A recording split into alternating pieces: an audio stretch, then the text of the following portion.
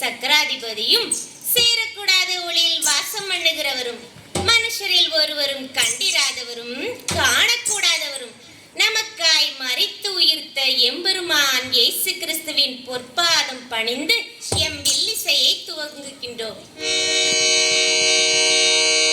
தந்தனத்தும் என்று சொல்லியே வில்லிசை பாட, ஆமா வில்லிசை பாட வந்தருளை சுராஜனே. வில்லிசை பாட, ஆமா வில்லிசை பாட, தாளம் தனி சேர்த்து கை தாளத்தோடு கீதம் பாட, தாளம் தனி சேர்த்து கை தாளத்தோடு கீதம் பாட, பிரசன்னத்தால் நிரப்பிடுமே. வில்லிசை பாட பிரசன்னத்தால் நிரப்பிடுமே.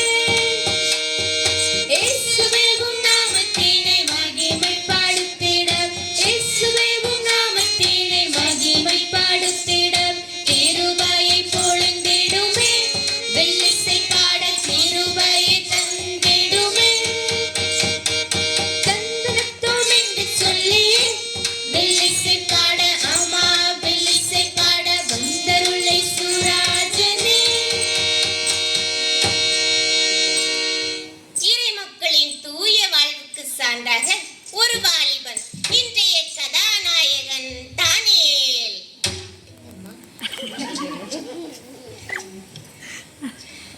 கிமு 605ஆம் நூற்றாண்டில் பாபிலோனிய மன்னன் நேபுகாத்நேச்சார் யூதாவை கைப்பற்றி தன் குடிமக்கள் பலரை பாபிலோனுக்கு நாடு கடத்தினான். சுருக்கமா சொல்றேன் கேளுங்க. சொந்த தேசத்துல வச்சிருந்தா குழி தோண்ட பாப்பாங்கன்னு பயந்து நாடு கடத்தினான். ஓ, பயந்து நாடு கடத்தினானா? ஆமாம்மா, ஆமா. கர்த்தருடைய ஜனம் பாக்கியம் உள்ளது. ஏன்னா அவங்கள பார்த்தாலே மற்றவங்களுக்கு பயம்தான். சரி சரி, நேபுகாத்நேச்சார் நாடு கடத்திய வாலிபர்களில் தானியேலும் ஒருவர். எருசலேமை முற்றுகையிட்ட அரசன் எப்படிப்பட்டவன் தெரியுமா? எப்படிப்பட்டவன் அக்கா? கொஞ்சம் சொல்லுங்களா கேட்போம். அதிகாரமுடையவன் தான் நேபுகாத்நேச்சார், உடையவன் தான்.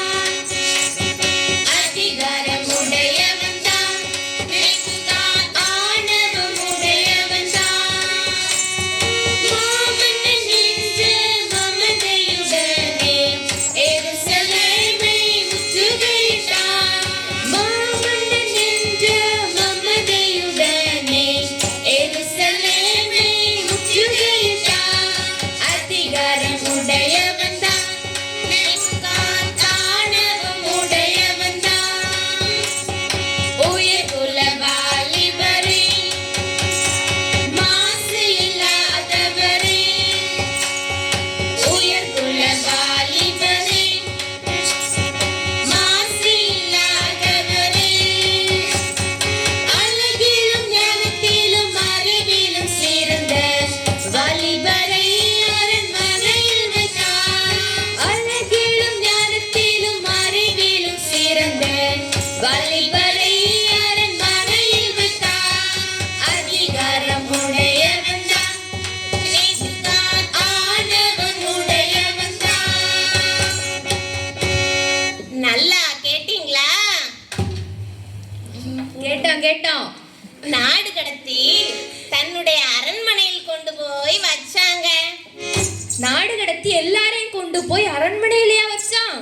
என்ன கொடுத்து வச்ச வாழ்க்கை பார்த்தீங்களா ஏக்கா? எல்லாரையும் அரண்மனையில கொண்டு வைக்கல. யாரெல்லாம் அரண்மனையில கொண்டு வச்சான் தெரியுமா? சொல்றேன், கேக்குறீங்களா? சொல்லுங்கக்கா, கேப்போம்.